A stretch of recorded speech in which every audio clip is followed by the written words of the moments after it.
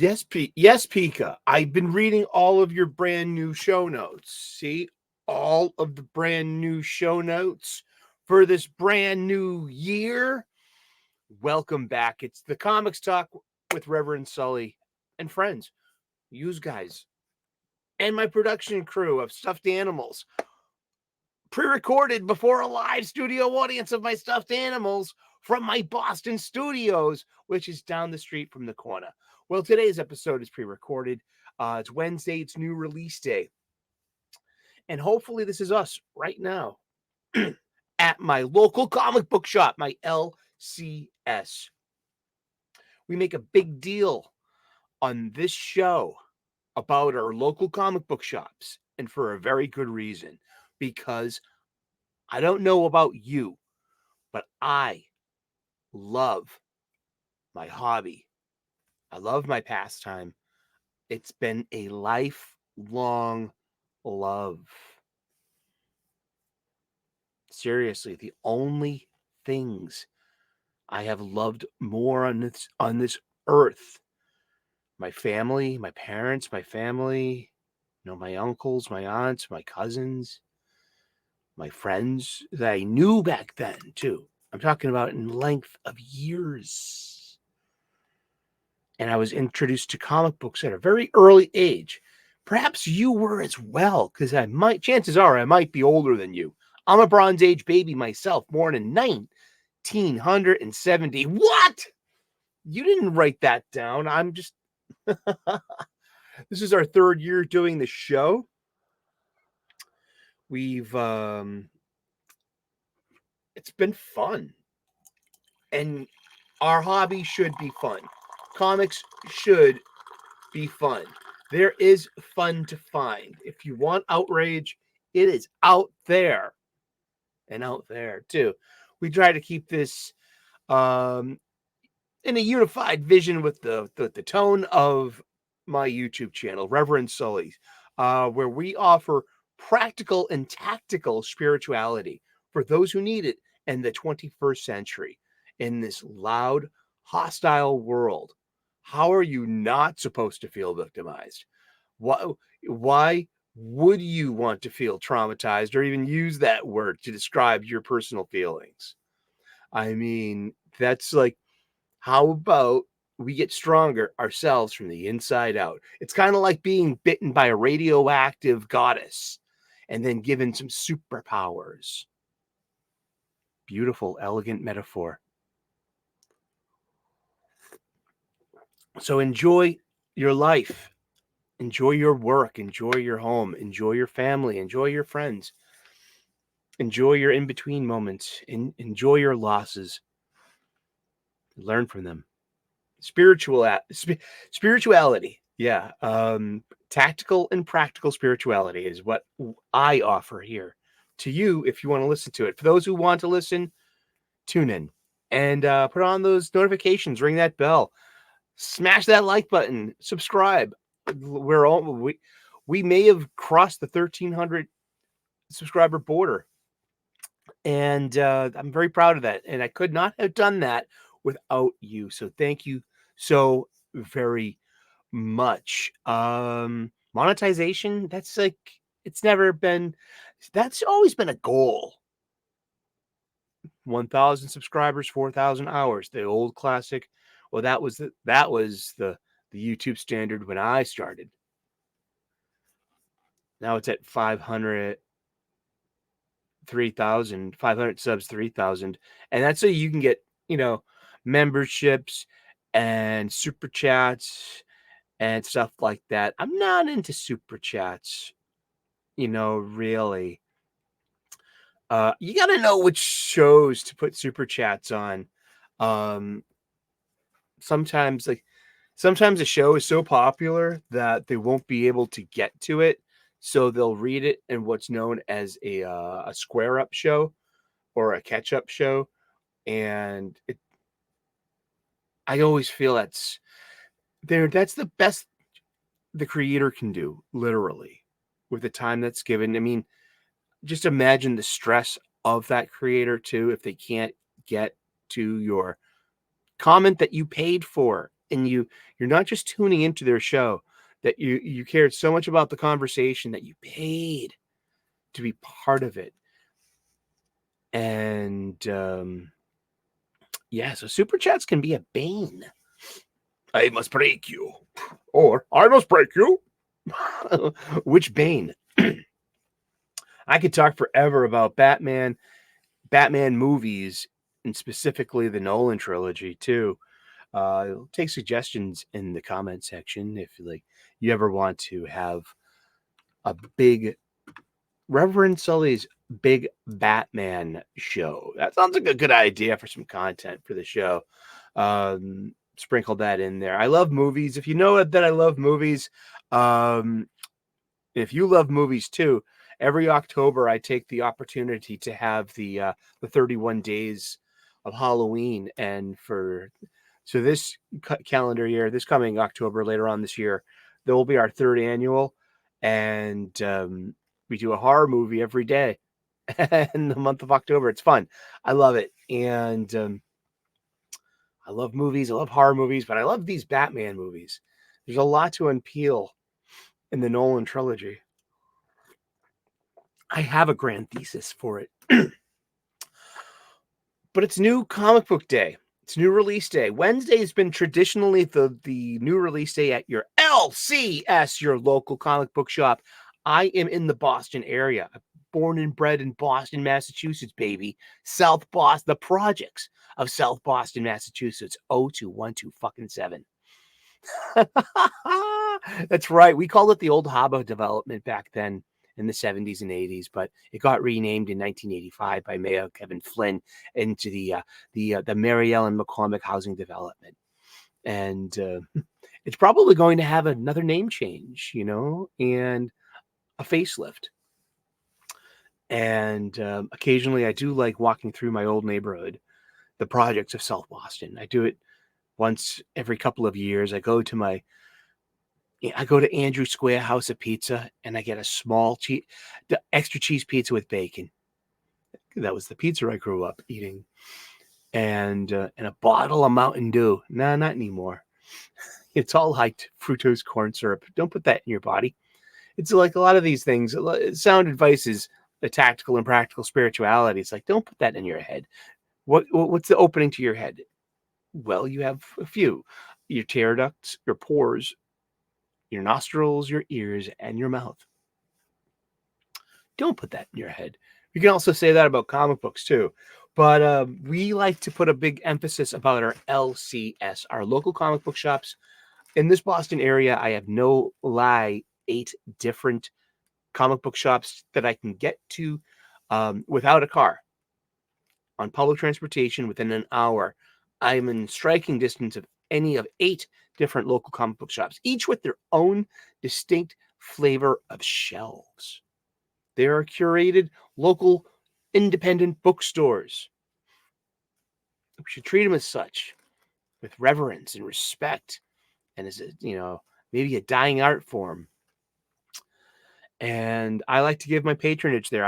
I have a local comic book shop where I live, and they won an Eisner Award. I mean, they're a great place. They're also a vintage toy store. I've seen them grow over 2 decades. I've seen them move down the street. It's a few different locations. I've seen them march up, Highland Avenue. I don't remember the first store in Union Square, though. Maybe I do. Maybe that was. I have to add. Like, oh gosh, maybe I do. But yeah, if you don't have a local comic book shop, in the details, the description, you can find the details for Fantastic Comics of Berkeley, California. My friend Yule Carter is the proprietor, and he's also a huge comic book fan, and he's where I go. So if I'm at my local comic book shop, and since that DC likes to release on Tuesdays now, so getting the DC comic that you want takes basically getting a pull list. I don't do pull lists. I like going to I like browsing the shelves. That's one of my favorite things. You never know what catches your eye. It's attraction, isn't it? It's a chemical thing. It's a physical thing, a tactile thing. I bought plenty of comic books just because of sheer interest, design, a good cover, you know, an issue number, like a 0. I'm a sucker for a 0 issue. But we're at my local comic book shop right now on new release day. And going down my list of things to get, we're going to go to our favorite website. That's right. It's time to utilize the where's that? The share screen button. Here we go. Okay, there's Twitter if I need it. And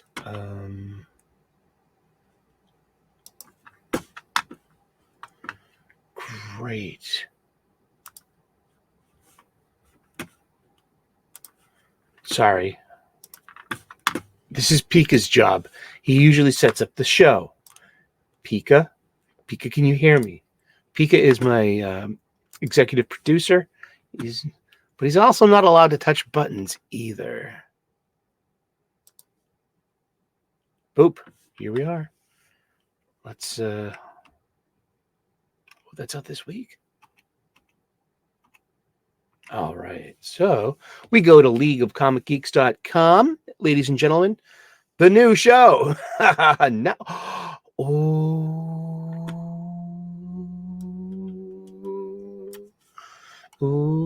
Okay, let's count. Now there, I got it tricked out that there are 8 in every row. So 1, 2, 3, 4, 5, 6, 7, 8, 9, 10, 11, 12 times 8 is 96.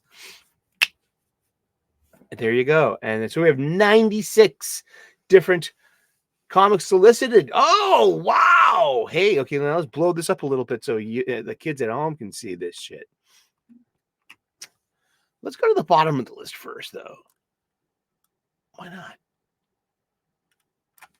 And starting off at number 40 here is there, they've fallen from number 17. They peaked last week with its Survivor with, can't have them all.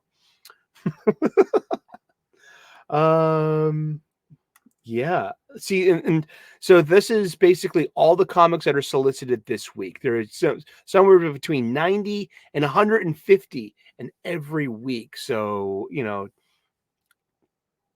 there's a lot of comics every month.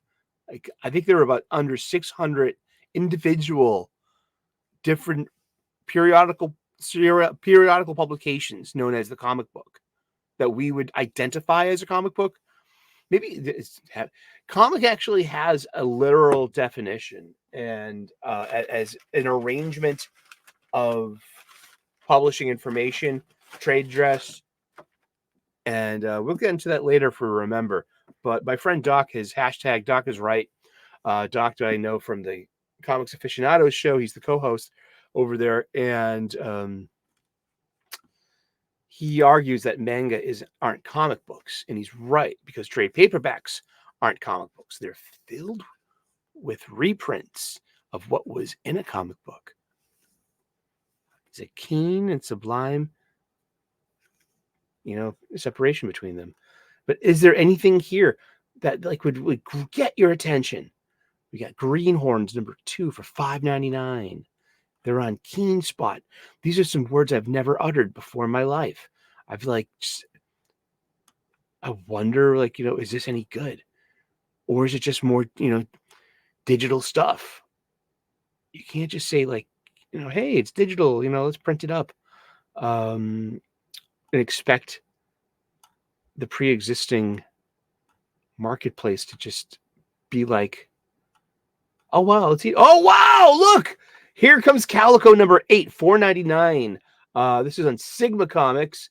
It's the last issue. It's double-sized at $4.99 for 48 pages. Oh, boy. Here comes Calico. Okay, maybe we should be asking our local comic book shops if they could order this. I'm going to ask my local comic book shop if they can order 6, 7, and 8 for me. Because I don't have them. Because I run into H.H. German at Comic-Cons here in Boston. He's one of the hardest working individuals and independent comics. He's like at every convention with his booth and his books, and he's innovative and he's dynamic. He's engaging. He's a great guy.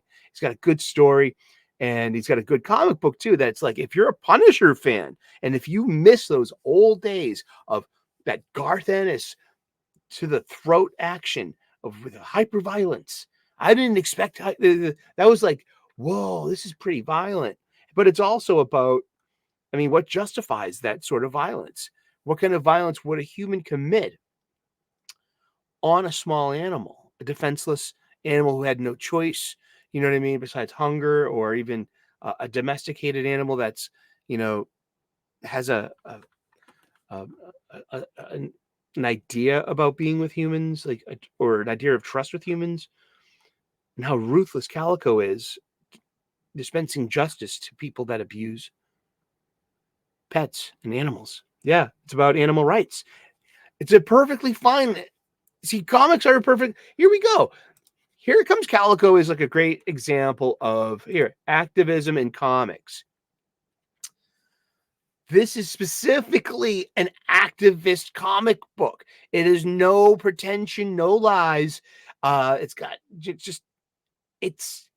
this is for animal rights activisms, and this isn't Calico isn't is one part vigilante. Is he a superhero? You know, but H.H. Germain has this also in a tankobon manga format. He can't keep it on on his table when he's at the shows. I have it. I like to actually seeing the comparison in the panel layouts too, because I love publications. I love comics. I love magazines. You know, Scott. You know, Scout Comics. Hey, you hear me talk about Scout Comics a lot. This is the Traveler's Guide to Flogoria, number 6.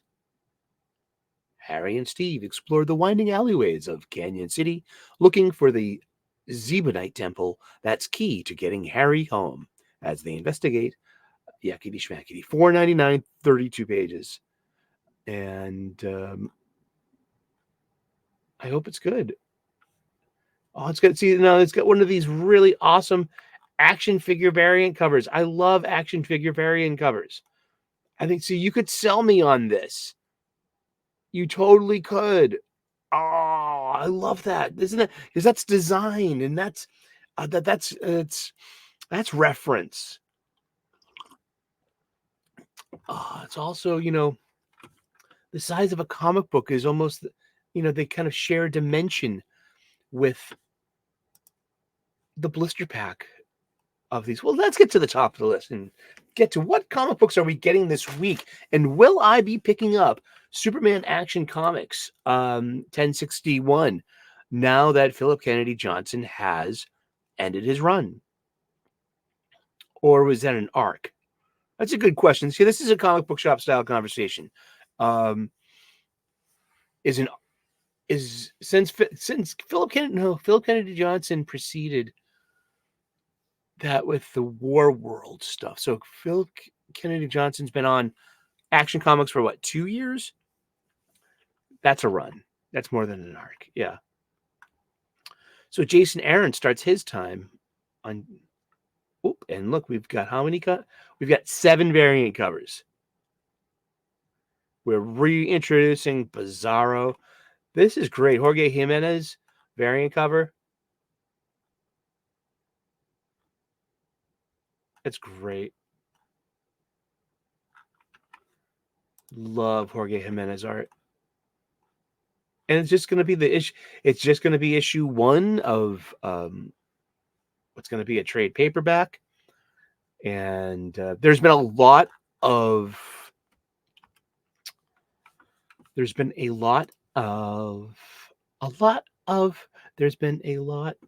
every issue last week from DC Comics had a 4-page preview of Action 1061.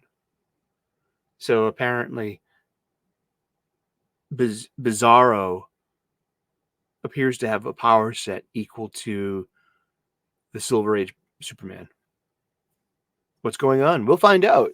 Or won't we? Here we go. Part 1 of Sabretooth War over at Wolverine. Another war. We got a gang war over in Manhattan. We've got a Gotham war over in Gotham. We had the war of jokes and riddles in Gotham. We had the war, City of Bane. Or there's cities and wars and cities. It's like history. Sabretooth War begins here. Ben Percy. And we've got, ooh, wow. I like that. See, it's Wolverine's 50th anniversary, too. So that's going to be on some of the trade dresses. Great Capullo variant cover. Yeah, see it right here? Parental advisory, not for kids. There you go. $4.99.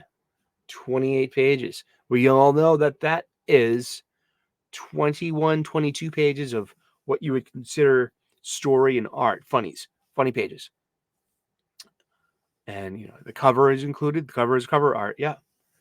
But $4.99. So this is where Wolverine takes the step forward, as with Spider-Man and Thor.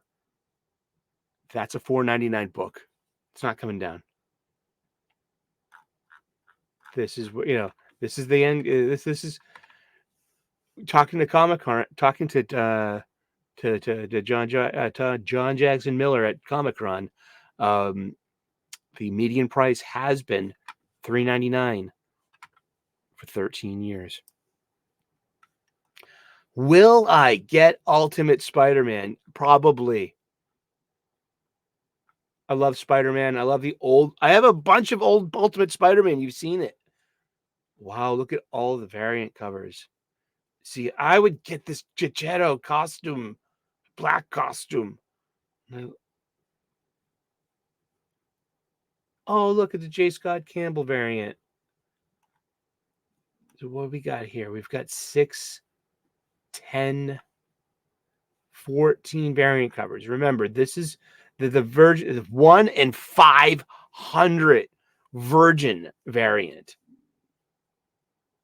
1 in 100 David Marquez. 1 in 25 Tony Daniel. That's really cool too. See, as being a grown-up comic book fan, I can occasionally be swayed with a variant cover like this, just because I can afford it, just because that was made for me. That, and sometimes it comes just down to art, but it's a new take on Spider-Man and the new Ultimate Universe created by Robert Kirkman. And so this is Robert Kirkman's, Jonathan Hickman. I'm sorry. It's probably the man part, you know what I mean? But I've gotten them confused all my life, I guess. But Jonathan Hickman, yeah. Let's see what he's got. I know I'm in for Ultimate X-Men. I know that. Transformers #4. I read a preview copy of that in a pirate chest. Arr, and it's so good. I stood up and cheered. This issue was so good. It's got a great last page. I would love to get that variant cover, the 1 in 50, if that's what I think it is. I love we got 4 variant covers. No, we got 1 variant cover, which is a wraparound. So there are 5 covers for this. Yep, and this is what you see. You have all the oh my God, there's no diversity here. These people must be punished. I can't wait for the open punishment of the cast of Deadwood. They need to be pilloried. They need to be taught a lesson. They need to be better. Deadwood. Swinge and Woo, San Francisco Zucca. I love Deadwood. I love Woo. I love Swearingen and Woo. It's a good show. Let's see.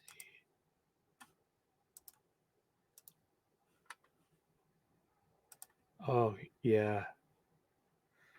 What I have to say about Star Wars, about the new Star Wars news, is twofold.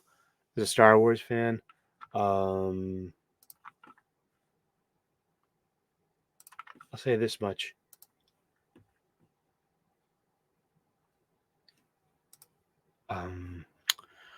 When Patty Jenkins released her trailer announcing that she'd be potentially doing the Rogue Squadron movie, it was simple. It was just it was focused on her suiting up in an orange jumpsuit that was reminiscent of the X-Wing fighter, the X-Wing pilot. You know, she's telling a story. She's a storyteller about her father, who was an Air Force pilot. He lost his life. And she's putting on rollerblades. And so there's action. There is action. There is, there's building too. And so it was a really successful, energetic, inclusive. We were all excited for that. Since then, Patty Jenkins has walked away from Lucasfilms. There will be no Patty Jenkins Rogue Squadron. But we were there for that commercial. Isn't that like a Super Bowl commercial or something? I was there for that. And I felt the goosebumps for that experience. That had the feels, as we say. So what feels does this have?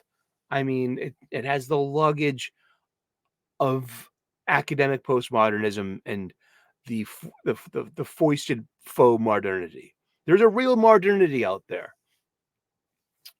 There is. But to lead with the identity, but a lot of that are old interviews too, to be fair. And so I've said, for the whole shaping of Star Wars, it's finally time to have a woman shape Star Wars. Well, Kathleen Kennedy has been in charge of Star Wars for the past 10 years, and look what's happened, or more, and I said this on Twitter, and it's gotten it's probably one of the most liked tweets I've ever got. Almost 324 likes.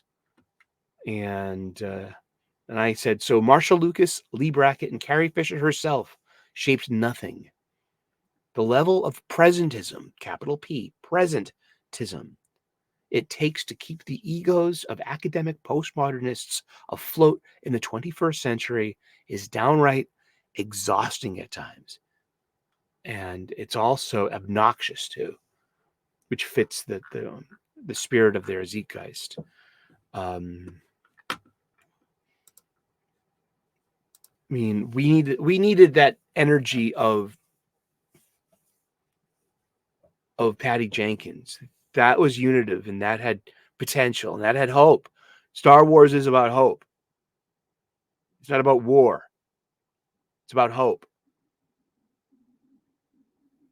I mean, it's right there in the revised title. Let's get back to the comic books, because, well, I'm a huge Star Wars fan, and I am reading those bloody Star Wars books in my pirate chest. I do. I've read that Dark Droids event. I still cannot tell you. I read 29 issues of Dark Droids. I read them all. I cannot tell you what just happened. I don't care. Lots of purple. I think Dr. Aphra and Stara Staros were kissing or something, or their girlfriends were. But that is a perfectly sound and agreeable place to have that kind of story for those kinds of modern fans. I mean, I seriously, one of the ladies, the young ladies who have been working at my comic book shop for years, that I've seen at conventions for years, she's in her, she appears to be in her 20s, and she's a huge Star Wars fan. And She's a full-on Harrison Nola cosplayer. Also a Dr. Aphra. You don't know who Dr. Aphra is? Exactly. This is just, these are new characters for the new people and the world, the new fans. You know, I can't talk to her, my friend at the cosplayer, like a grumpy old fan, because this is her Star Wars, and that matters to me. Does that make sense? Star Wars taught me spirituality. It freed me from the bonds of Catholicism. The nuns could not compete with the Force in my imaginary lightsaber that I would use with a pencil or a pen or even a marker. Every marker was a lightsaber held to my little hands. It would come from my waist in that Ben Burt sound effect. I still do that to this very day. Words off evil. Tactical and practical spirituality. Come aboard. Something else. Another, probably my second. This lightsaber has got to be my favorite all-time science fiction weapon or defensive thing. The Green Lantern ring has to be the second favorite all day. I've been reading this, following this. We had two really good. Ooh, look at these! Wow, a 1 in 50 variant cover. We have the David LaFuente cardstock 1 in 25 Sinister Sons variant here. Indeed. Excuse me. $4.99. But this has had a solid backups that have led into, and Green Lantern's backups have led into their own series too. Green Lanterns 1, 2, and 3 had the John Stewart War Journal backup that led into his own title. Well, he deserves his own title. And then the past 3 have been about what's leading into the Sinister Sons. And yeah, the death of a major Green Lantern revealed, but also I'm asking if issue number 6, the last issue, is a key issue, strictly because it's the first. Is this the first appearance of a character that's only been seen in the animated universe? I mean, does my friend Aaron Sparrow watch the show? Aaron, if you are listening, what do you know? Would Green Lantern by Germanico and Jeremy Adams, Green Lantern number 6 from last month, be a key issue for? Would that be the first DC Comics on-page canonical universe appearance of Razor, the Red Blue Lantern Razor? R-A-Z-R, Razor, from the animated series. He was a Red Lantern who fell in love with Aya, the Green Lantern. And I won't spoil it for you. It's beautiful. 2 seasons, the Green Lantern, the animated series. Check it out yourself. But Razor ended up in the last season of Young Justice, and he had both rings. He had a red and a blue ring.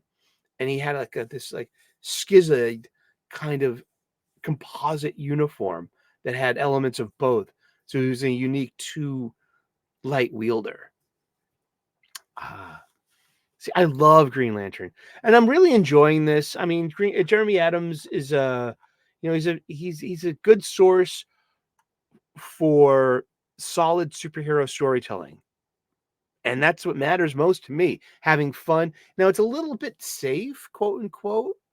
It's a little bit mild sauce. I'm not saying it's bad sauce. It's got sauce, but it's not hot sauce. It's mild sauce. It's got, but it's really good sauce though.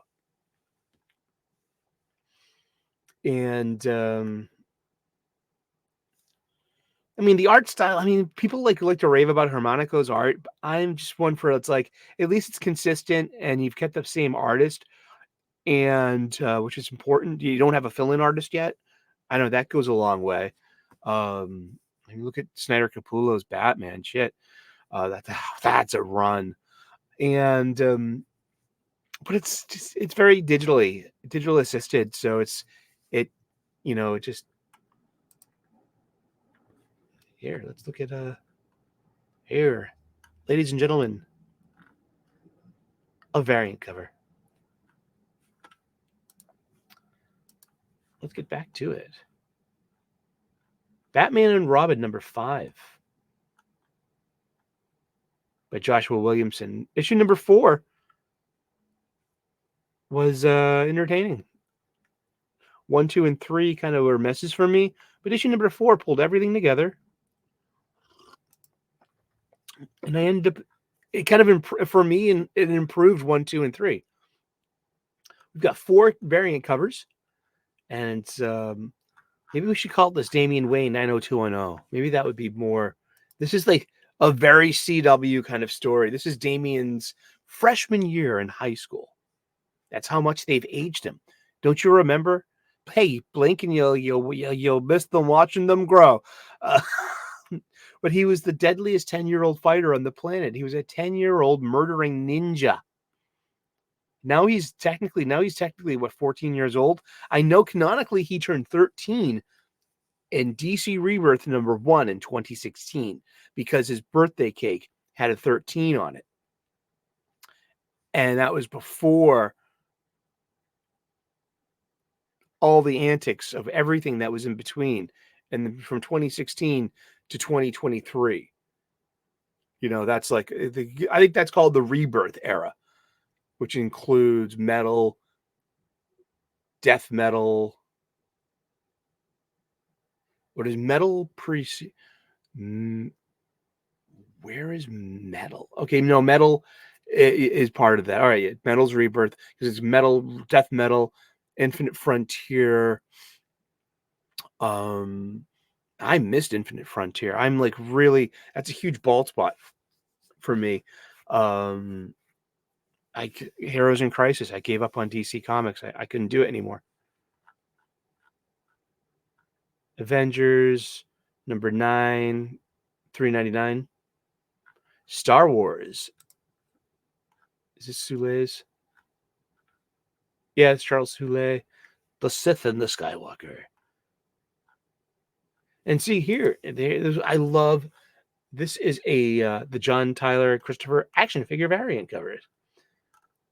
It's Sabe in her queen disguise. And I love that. This is great. And just look at the edge. It looks like, this is really fun for me. I would love to buy this, but I mean, I know, don't give money to people that hate you.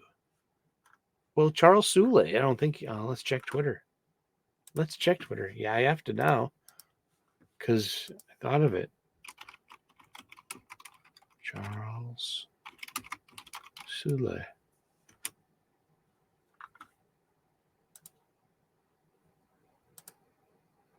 And okay, I will follow you. He does not have me blocked on Twitter. That means, for my standards, he doesn't hate me. And I can give him money. Not like Greg Upack, Alyssa you Wong, Tim fuck you Sheridan, all down the line. Dan fuck you Slot, Johnny fuck you Cates, no F you to Tom King. He's the only one that does, I deserved that block because I even gave him a rash of shit for Heroes in Crisis. King Spawn #29. That's for $2.99. Oh boy, we got more of that X-Men shit going on. But this is written by Todd McFarlane.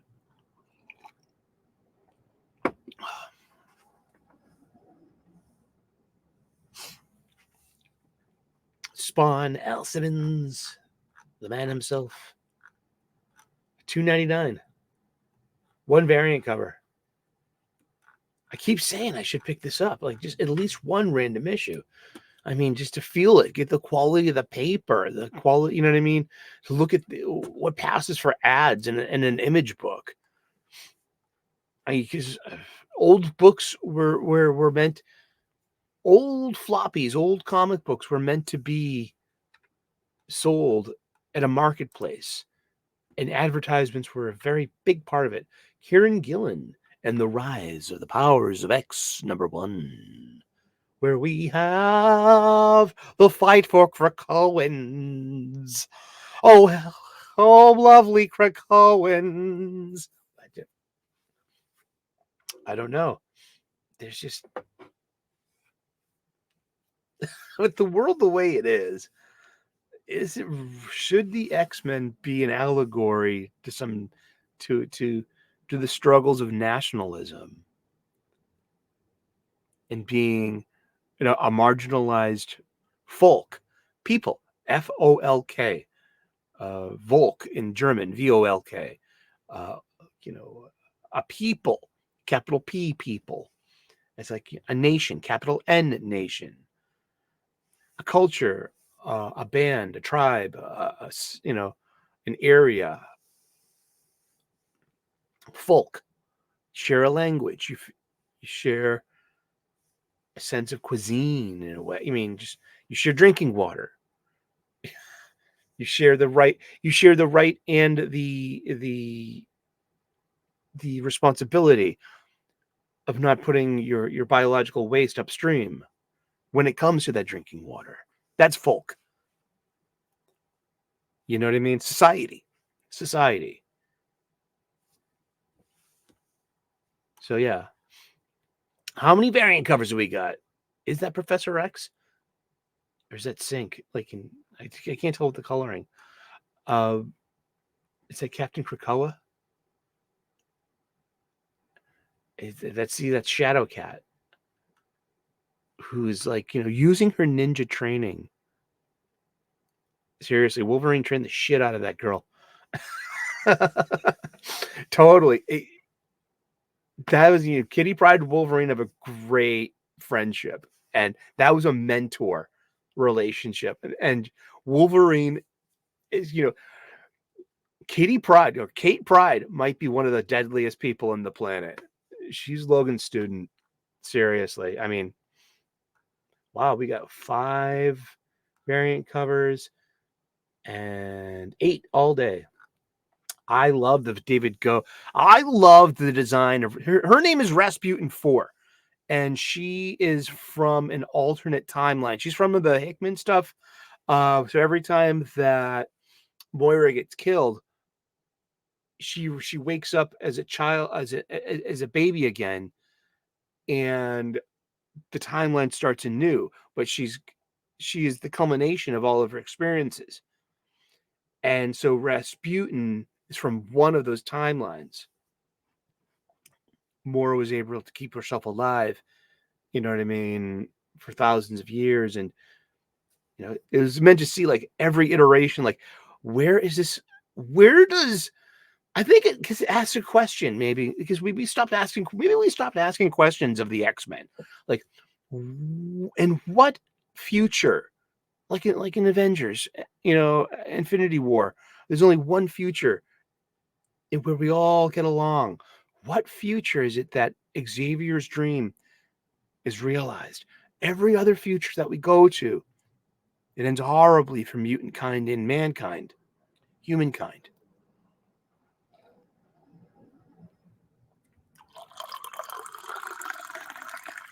And the ways to get to that to Xavier's dream, that one future. Remember, in Avengers, Infinity War, there was, was that it?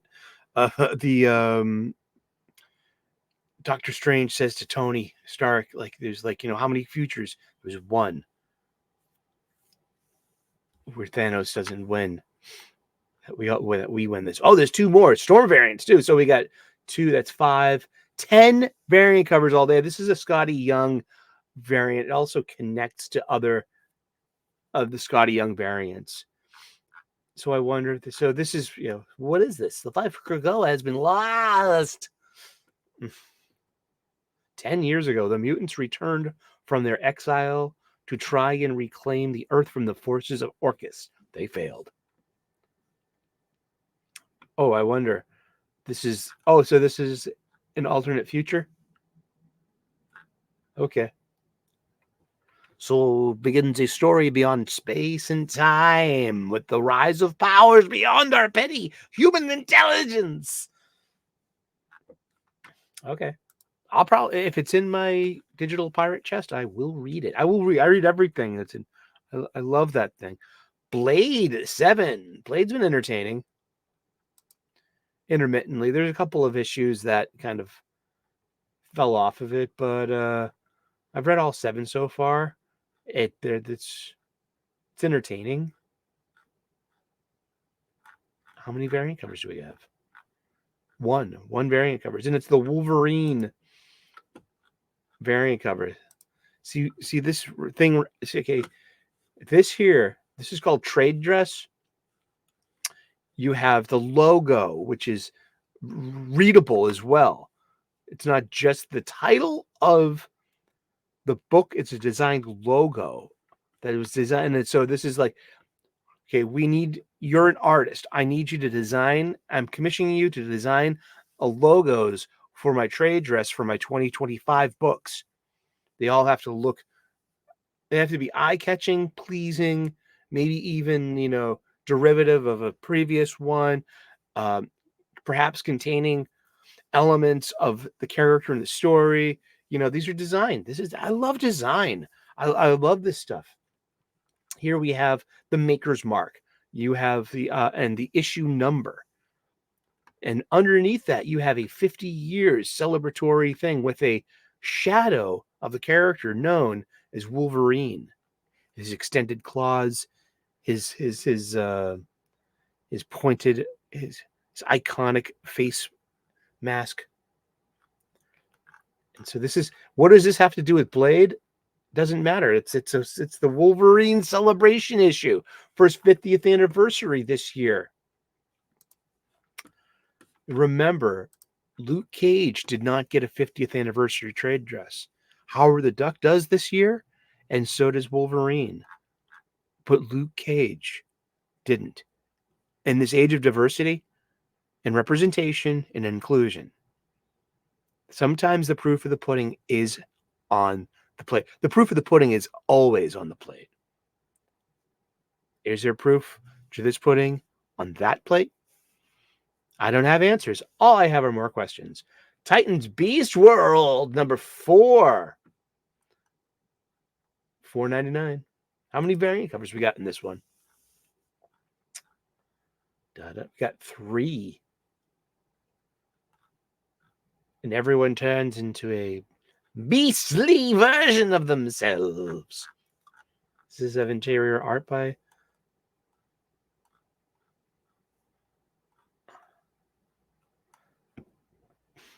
see, Ivan Rice isn't on this issue.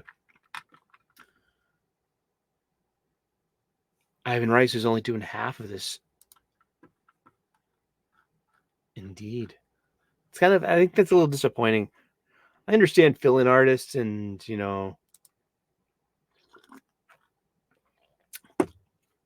in space. She-Hulk and Jack of Hearts go on vacation in space. And it's $3.99, 28 pages. And here's your Wolverine variant cover for the Wolverine. Yep, all this month. An incentive cover, a 1 in 25 Brian Hitch. Great looking cover. It's Gensational Part 4. Written by Rainbow Rowell. And who I've heard on Perch said, Perch, because this is what we do on our show, is we talk about other people's shows. No, but I watch Perch. I watch Wes. I think in Critical. You should subscribe to Wes. You should subscribe to Comics by Perch, and also subscribe to Fantastic Comics. Yule Carter has a weekly Tuesday show. He premieres weekly Tuesdays, 8 p.m. U.S. Pacific time. I catch up with him over coffee in the morning when I wake up at 4 o'clock on the East Coast. So it's a little past my bedtime. So, but I'm always, I'm a member of his channel, and he's a friend of mine. And I also shop with Fantastic Comics. They have pretty much taken the spot of my second comic book shop. So I have a local comic book shop, and I've got a couple more that I'll go to if they don't have what I want on new release day, if they already sold out. The LCS orders that way. They order to cover their pulls and and just a couple for the shelves. So yeah. Rainbow Rowell, though, she's she can sell books, and she's not out there fighting with people on Twitter. And she's Perch said that she's a good example of the YA writer successfully making a commercial superhero comic book for one of the big two. It cracked the window just a little bit. If you might hear the sounds of snow removal. We got socked with a nor'easter here in Boston, Massachusetts. But yeah, I mean, so Perch was saying that Rainbow Rowell, yeah, as it comes to like the YA writers that you've never heard of, who don't fight with people on or fans on Twitter about their own stuff. And here's one that's been surprisingly good. I shouldn't be surprisingly good. And it's Sandman number 4 of 6, $3.99, 32 pages. Wesley Dodds, The Sandman, written by Robert Venditti, art by Riley Rossmo. And it's Riley Rossmo's style suits the tone and vision of a Sandman story. It's set in the golden age of comics in the 1940s. So we have 3 new golden age comic books. What's the golden age of comics? The golden age of DC Comics happens between 1938 and 1955. The Silver Age between 1956 and 1970. The Bronze Age between 1970 and 1984. The Copper Age between 1984 and 1993. And we've been in a catch-all nebulous modern age of comics since 1993 up until today. I get these standards from the Overstreet Comic Book Price Guide's glossary, which is an industry standard. People's interpretations of the ages do vary, but as close to getting it set in stone, I go to the glossary of Overstreet. Yeah, if that is, we can always just, I mean, how negotiable is that? Like, you're going to dispute Overstreet? Okay, good luck with that.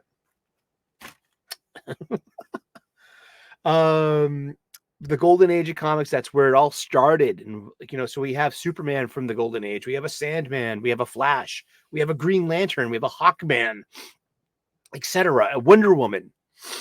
And they all started there. Action Comics, number 1, 1938. Superman. A year later, Batman, Detective 27. Cultural phenomenons transcended comic books, went to daily newspaper strips, radio shows, feature-length before television, feature-length movies. There were 10-cent comic books. There were 60 pages. 10 cents. I left it to, I haven't done this in a while. 10 cents in June of 1938. Let's say April 1938, because that's when it was released. It had a cover date of June. Let's see. 10 cents has the same buying power as $2.16 today. I get this from the U.S. Bureau of Labor Statistics CPI inflation calculator. So for it was 60 pages. It was on newsprint. There were a lot of advertisements in it as well. And it wasn't just one Batman story. It was more of, an anthology of other serials and one shots in there. You would have your cover player, yeah, sure. Batman was the star of Detective Comics. Superman was the star of Action Comics and also his own Superman. Wonder Woman was the star of Sensational Comics. The team Justice Society of America was the star of All Star Comics.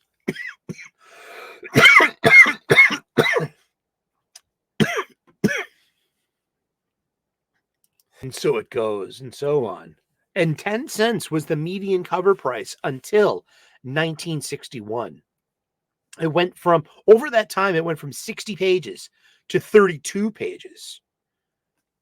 Yet it remained 10 cents. And 10 cents in 1961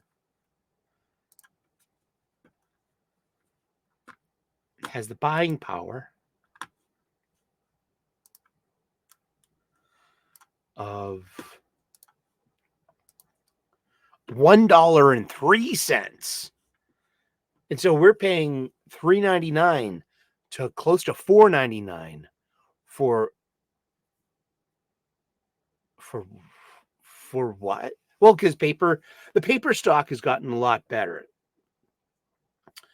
Acid-free pages, so that whole thing about changing your boards when it comes to bagging and boarding comic books, you should change your boards every couple of years, especially like on comics that are like from the 20th century. I mean, I know that just rounds up all the 90s comics. The paper got a lot better from the late, the early 80s on, but they've only gotten even more and more better. But back to Riley Rossmo's art here. It's so, we got two variant covers. Jeff Lemire. Oh, see, I could be sold on that. And a Francesco Francavilla. I love it. Wow. Oh my God. And this Rossmo cover A is pretty good. I mean, gee, I'm not one of these kind of completist things, but I dig the hell out of that. Oh, that's so cool. I love that Lemire one. Shit, I just might get that. But yeah, I mean, I got no problems with this book. It's so well done. Robert Venditti is really good at DC characters. And there's the Jay Garrick Flash, which is like kind of set in the now with flashbacks. And then there's, of course, the very notable. Hey, I'm split on this because the art by Cian Tormey is really good on Alan Scott, the Green Lantern. I'll say that much about it. And yeah, the art is really good. And those are the new golden age of DC Comics that might or might not roll into Justice Society of America if it keeps on going. Who will be writing Justice Society of America issue number 11? Will it go to a new number 1? There are Easter eggs everywhere for us. Justice Society Dark, Young Justice Society. It's like there's a big ass place to have characters and superhero stories in art. But yeah, I mean, geez, people like to bag on Riley Rossmo for, specifically for the Robin stuff, which is like, I know it wasn't made for us. Yeah. But I know. But gosh, I mean, Rossmo's really decent. He did something called Rasputin. That was just amazing. Jeez. I need to read some more funny books. We got Sacrificers number 6. I think this is the last issue. Or they close out the first chapter over there. And so it's Rick Remender. Yeah, because Rick Remender went long on Black Science.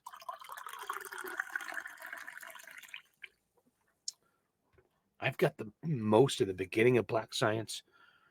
I got digital copies of the rest too. So it's on this it's on the stack of books to read. One day I will finish Black Science by Rick Remender and Matteo Scolari. I really enjoyed the hell out of that. And then I kind of like fizzled, I think I fizzled off so I come and go, you know what I mean? Sometimes, will I be a weekly Wednesday buyer in 5 years from now?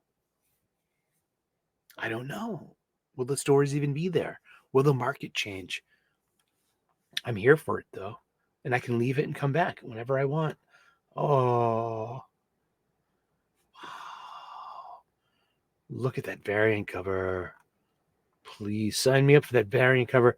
I've been on this one. This has been probably one of the best comics you slept on in 2023. Come back and read The Sacrificers. It will be collected soon. Probably very soon. Let's see. It usually has the collection stuff here because this is about ordering. So here we go. Sacrificers collected in. This releases April 2nd, 2024.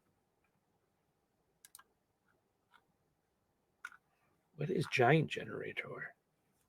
Is that Remender? That must be Remender's imprint.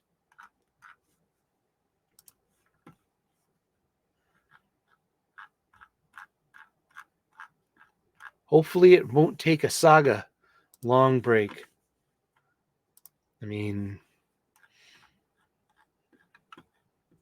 I hear that lapse really killed Saga.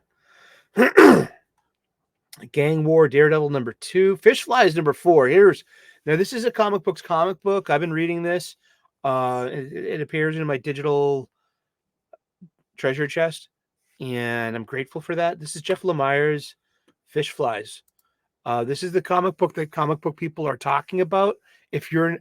Listen, just because you like big two superhero comic books, I mean, they're great, but they're not part.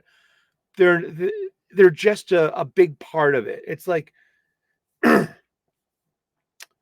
like talking about American cuisine and like you only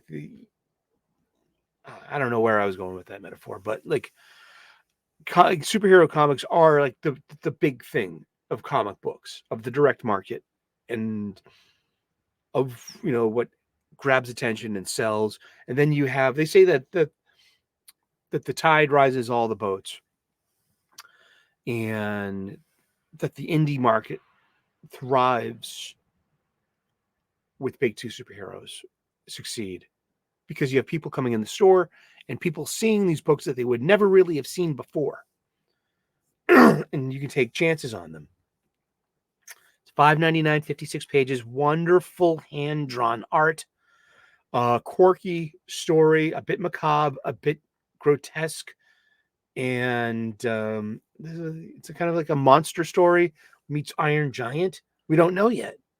But we have a writer and an artist. This guy's great. And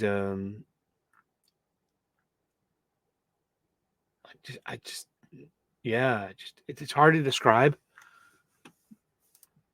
But this is a comic book. It's up there with Sacrificers or Rare Flavors, or even like I hear Monica is something that flew under my radar that I have to check out too. That other comic book people are talking about. People at your store will be talking about Fish Flies. I mean, it's going to collect really nicely too, and it might get more traction after its serialized publication. Oh, fuck you, Alessa Wong. Oh gosh, and comics not made for me. I'm fine with that. Yeah, have good luck with that. And then look, it's a ROM variant cover because there's a there's a Hasbro deal. I think it might have to do with collecting ROM and Micronauts, perhaps, and publishing it. Maybe. I don't know. Perhaps if there's a comic book store owner somewhere watching the show right now, could they just chime in and say yes or no? Oh, gosh. Spider-Gwen smash. Hope it sells. 4 variant covers. Here's your here's your creators. Yeah. This is like I read the first issue. If it's in the pirate chest, I'll read it because I read all of them. No, geez, that first one though, it was like, oh man, this is what it must feel like for Daddy to be reading his little girl a bedtime story, and he's just like, oh, not this again. Oh, so thank you. You've given me some empathy with the fathers of the world. Luke Cage, Gang War #3, the hero for hire who couldn't get a 50th birthday celebration. Sweet Christmas. 2 variant covers, 3 if you count the Virgin. You have to count you always count the Virgins. They count more probably. You know what I mean? Let's not go there with that joke. What do you mean? Like, we'll talk about sacrifices. You know, it's wow. What we got here? Giant Size Spider-Man by Jerry Duggan, though.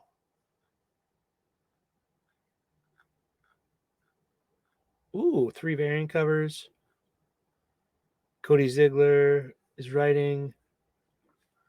Let's see if they've blocked me on Twitter. Probably. I don't know. Well, Cody Ziegler.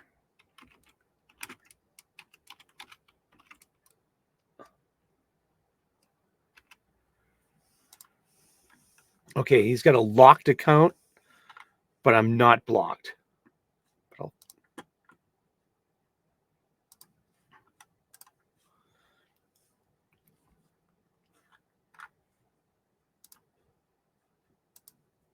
Okay, well, that means... what does that really mean? You're still giving money to people that hate you at Marvel Comics, at Disney, the American Antichrist. Eric, you've been saying Disney's been the American Antichrist since 1991. What? Well, actually, it's been since, what, 1990? The Little Mermaid came out. I'm like, where's Ariel's mother? And then, like, The Hunchback in Notre Dame came out. I'm like, where's Esmeralda's mother? And then Beauty and the Beast came out. And I'm like, where's Belle's mother? And then Aladdin came out.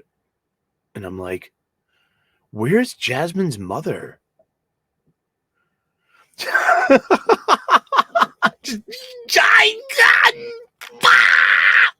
So, buttons. Whatever this is. I like Spider-Man books. I like a well-written Peter Parker, and it doesn't, you know what I mean? I got no skin in the game when it comes to Miles Morales. You know, listen, I speak Spanish. I'm a chef. I work with lots of South and Central American people, mi gente, Latinos and Latinas, Latinos y Latinas. You know what I mean? Miles is half Puerto Rican. I mean, he could use the name Hombre Araña, which is the Spider-Man title in Mexico, from Mexico southward. For millions of people, Spanish-speak Latino people know who Hombre Araña is.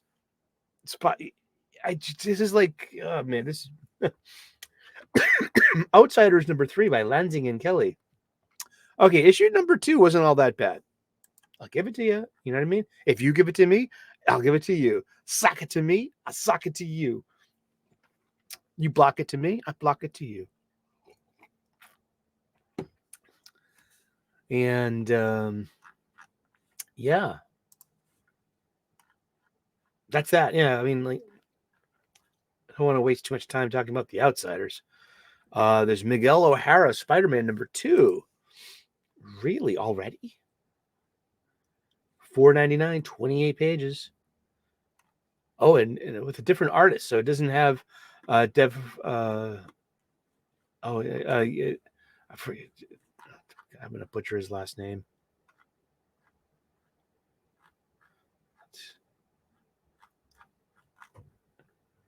Where's issue #2? Where's the thing for 1? No? Okay, then. And that's why we tune in, to listen to the sound of my mouse spinning.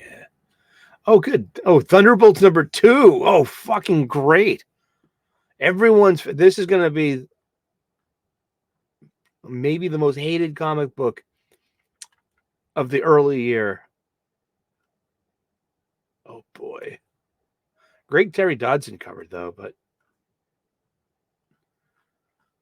#1 was just, boy. 2 variant covers. Jackson Lansing and Colin Kelly. They're like some kind of super team of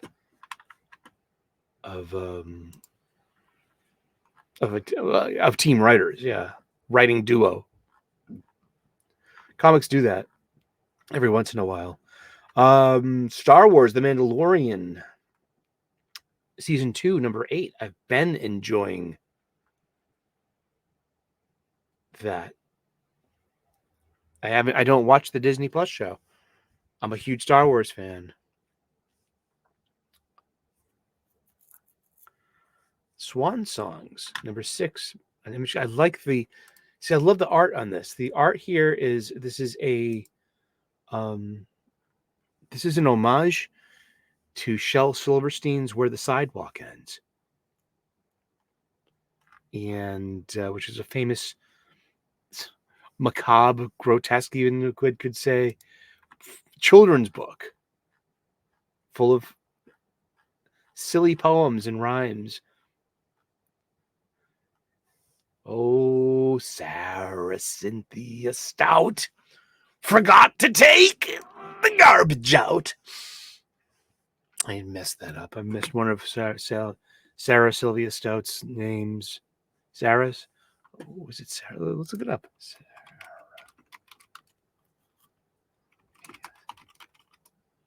Sarah Cynthia Sylvia Stout forgot to take the garbage out. Yeah, that's it. All right. We got the Century #2. We got Fables.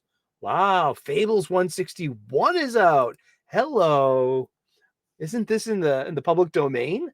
Is this someone else doing this? Let's see. No, Bill Willingham, Mark Buckingham. It's chapter 11, The Black Forest. We got 1 variant cover. Well, it's part 11 of 12. And the penultimate issue. That means second to last. Indeed. Will you be getting? Are you tuned into Fables? Have you been tuned into Fables? Do you even know what Fables is? Vertigo. Power. Yeah, the Century wasn't a great book last month. Yeah, let's empower. It's about empowerment. It's about sharing the power. Yeah, something like that. It's just, yeah. Speed Force #3 should, you know what I mean? It just, I wish this was more fun for me, because I'm a huge 1 variant cover. I'm a huge Flash fan, and I love these.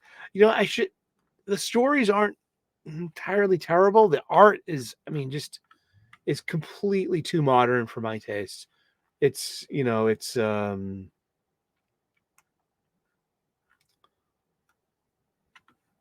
we get the Flash of China, Avery Ho, Kid Flash, Wallace West. Yeah,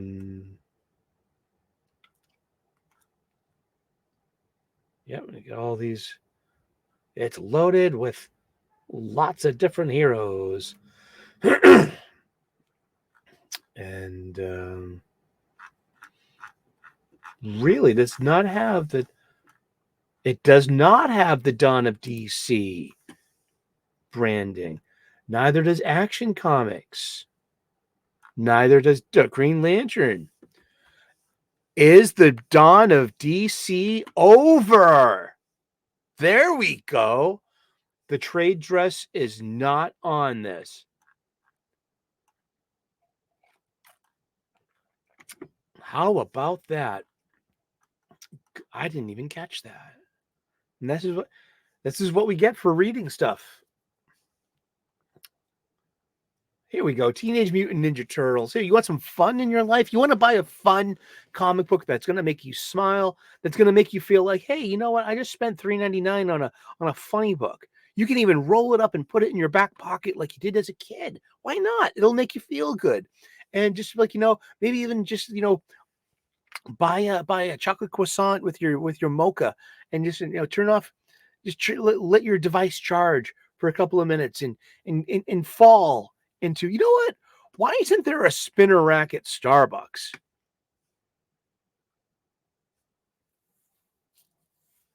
Oh, let's chew on that. If I had a coffee shop, would I have a spinner rack? Maybe. Just maybe. I don't know. I mean, but yeah, I mean, this is done in the cartoon style. So much so you should be able to hear the characters' voices in your head with one variant cover. Beautiful variant cover. No, we got 2 more variant covers. So we got 4 covers all day, huh? But yeah, this has been pretty fun for people. It's good use of the properties that IDW has. IDW may or may not be in trouble as a publisher, as in like their future. They have the Star Trek license. They have Ninja Turtles. They lost the Hasbro license to Skybound, which was actually that's pretty good because we're getting a reshuffling of that deck, and people seem to be really liking, me included, the Skybound Hasbro stuff so far. Maybe I wonder if ROM and the Micronauts would be part of that somehow. Image deep cuts. What's this? See, the cover got me.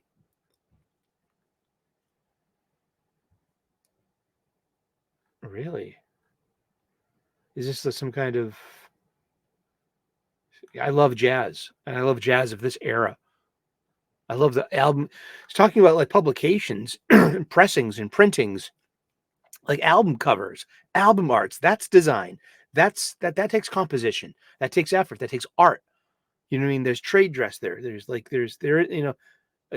is a publication. You know what I mean? The album cover, sleeve of an album. That's usually a paper product, a cardboard product. It's printed. It has information on it. It can have a booklet. It can have a magazine, such as the Beatles' Magical Mystery Tour. I love this stuff. You know what I mean? I love my hobby. Hope you do too. Deep cut. Let's look at what is deep cuts.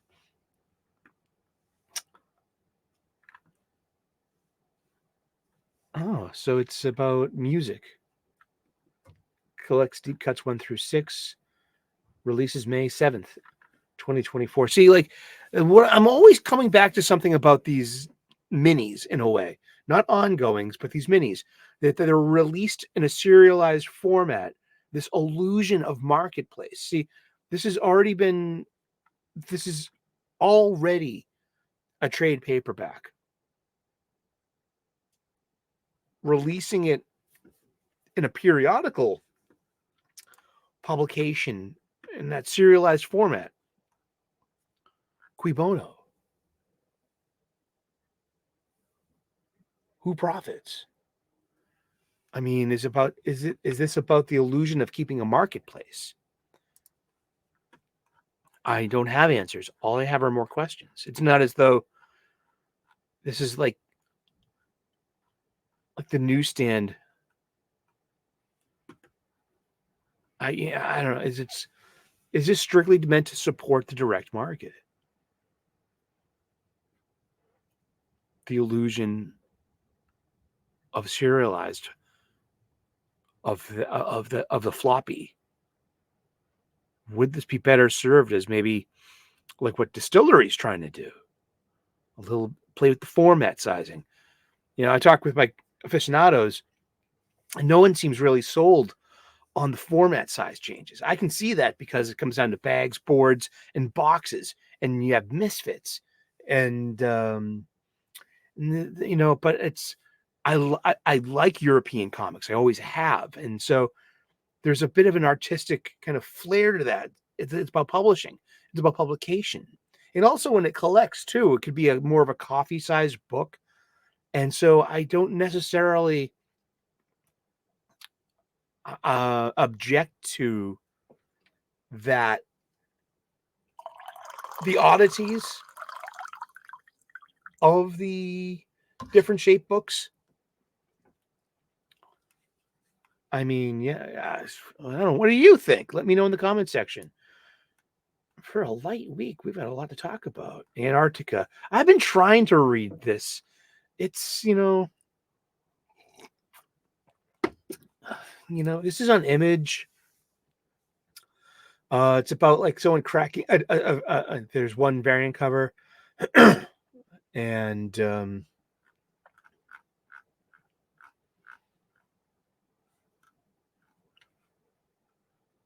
yeah, it's something about there's a research station in Antarctica. There's always a research station on Antarctica. And let's just see what we got the rest here. Archie Comics. I'll never buy that again. But it's good to see H.H. Germans, Here Comes Calico, and the solicits. And I should be asking my local comic book shop, would you stock Here Comes Calico? Maybe even get the Tonkabon format. Look at it. Here we go. Looney Tunes 276 from DC Comics. 32 pages, $2.99. Once again, I say to you, this could be the industry standard at the most common denominator kind of vessel. You could be putting out, DC could be putting out a 24-page or even full of ads like traditional. But yeah, this is 20 pages of story and art with 32 pages. So you have 12 pages of ad space. Okay, for $2.99 at some kind of marketplace thing like a coffee shop, somewhere you can get a physical copy. Hey, would you like to have a comic book for $2.99, with your coffee today? Get a subscription. Get a price break. I don't know, but I'm just saying, like, look at this. It's a DC Comics selling a book for $2.99. They could be doing it. They choose not to.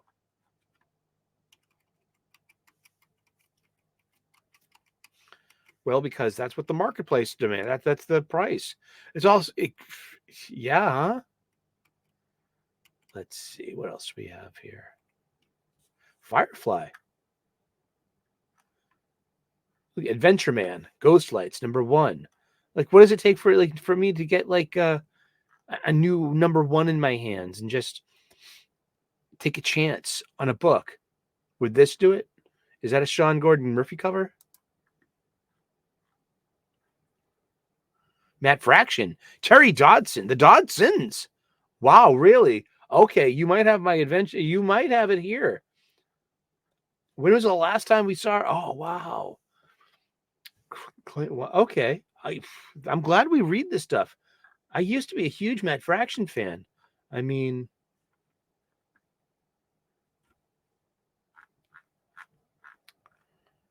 is this an ongoing from something else? Not much adventure. Okay, when the good guys of the Golden Age, all their ghosts follow. Now Claire, the new adventure man, and interesting. Oh, it's a new story arc. Okay. Wow, I would check that out. Just because I like, listen, fucking Matt Fraction can be really, really, really, really good. I mean, you're talking to a huge fan of Casanova by Matt Fraction, Gabriel Ba and Fabio Moon. I'm so kind of like heartbroken, comic book heartbroken, that there hasn't been a new issue of Casanova in years. I think Milkfed Productions are just probably waiting out their production rights that they got tied up somewhere else for their live action rights there. It's my 2 cents. I have no evidence to support this. It's just my lateral association and thinking. But I heard from one of the twins, I think it was Gabriel Ba or Fabio Moon, I forget which one, but I asked him a question. He said, yeah, I did some art for Casanova. I don't know when we'll see that, but there is more Casanova coming. So that was good. Oh, wow. Look, Zorro from Massive Publishing, which is Whatnot. So it is being okay.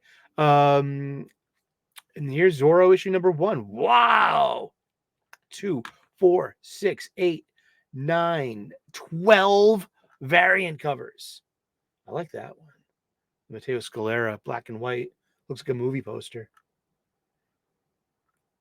There we go. Let's look at that one.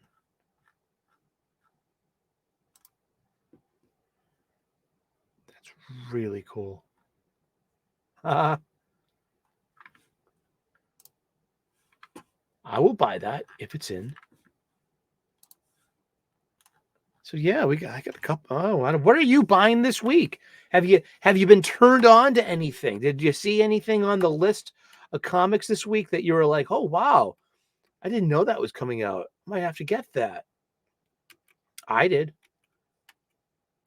I like to keep my eye. I like to buy comic books. I really do. It's fun for me. And I love going to my local comic book shop. Yeah. Oh, Exo Man of War Unconquered number 5. This might be one of the last Valiant comic books to come out on Valiant. I think there's only one more. But fuck you, Becky Cloonan. Yeah, I can't, no, Michael Conrad didn't block me. Liam Sharp, I don't think he's on Twitter, but, I'm up. See, fuck you. Seriously. Mm-hmm. And yeah. And this will be out on Alien Books, the collection. But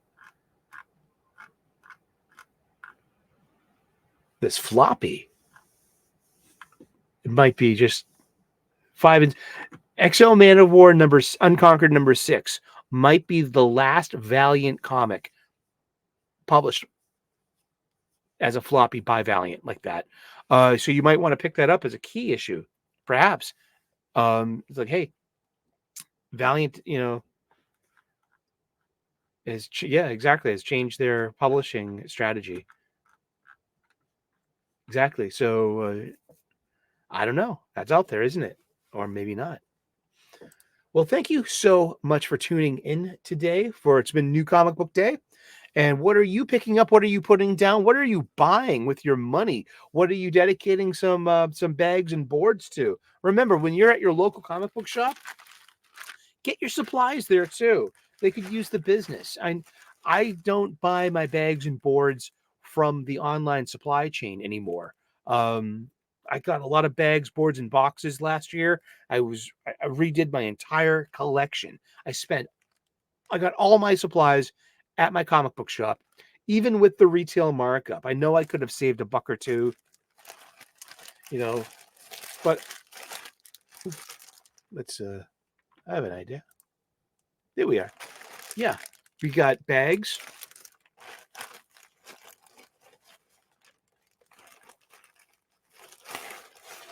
Acid-free boards. You really need boards too. I mean, because if you're just going to bag them, it's only half the battle.